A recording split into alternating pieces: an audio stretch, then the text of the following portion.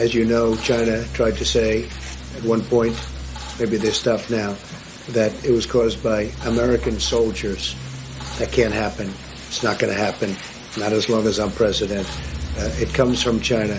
China was putting out information which was false, that our military gave this to them. That was false. Critics say using that phrase creates a stigma. No, I don't think so. No, I think saying that our military gave it to them creates a stigma.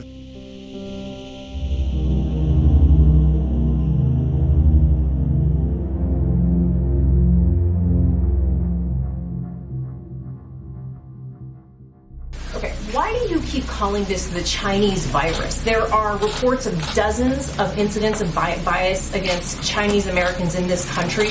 Your own aide, Secretary Azar, says he does not use this term. He says ethnicity does not cause the virus. Why do you keep using this? A lot of people say it's racist. It's not racist at all, no, not at all. It comes from China. That's why. Comes from China. I want to be accurate. Yeah, please, John. Please. I have great love for all of the people from our country. But as you know, China tried to say at one point, maybe they stopped now, that it was caused by American soldiers. That can't happen. It's not going to happen. Not as long as I'm president. It comes from China. This tweet from a Chinese government spokesperson claiming that the U.S. Army brought the virus to Wuhan. Amid a global pandemic, why the blame game? To basically make sure that China isn't blamed for this global pandemic, to present itself as a responsible player. And this also has a domestic component, right? If the Chinese government says it was the Americans that started it, this is a message that will go over the Chinese government hopes well at home to basically say, look, if there were any problems, it wasn't our fault. It was the Americans who spread the disease to us.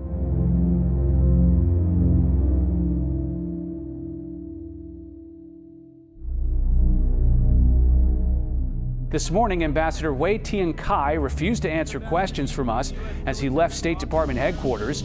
Officials here say they objected to what they say is China's blatant global disinformation campaign on the coronavirus. They clearly are able to influence a number of international organizations. Notice how long it took the World Health Organization, for example, to finally declare a pandemic. Second of all is that they do have significant portions of the American pharmaceutical supply chain, and I suspect that this is also an implicit threat against the United States to say, look, if you tick us off enough, we have the ability to turn off things like ibuprofen and precursor chemicals for penicillin. This pandemic came out of China. In fact, the outbreak may have begun not in a public meat market, but in a poorly run Chinese laboratory. Now, that's not our theory. Anyone who raises that theory on American television is attacked as a conspiracy monger. But this is a theory from a now censored Chinese paper. A draft paper posted in mid-February, scientists at the South China University of Technology suggested that the coronavirus outbreak, began at the Wuhan Center for Disease Control, where an animal may have infected a researcher. Now, we have no idea if that's actually true. But again, those were Chinese researchers making an evidence-based argument about the origin of this virus. That paper has since been taken down. No explanation has been offered for that, though you can guess.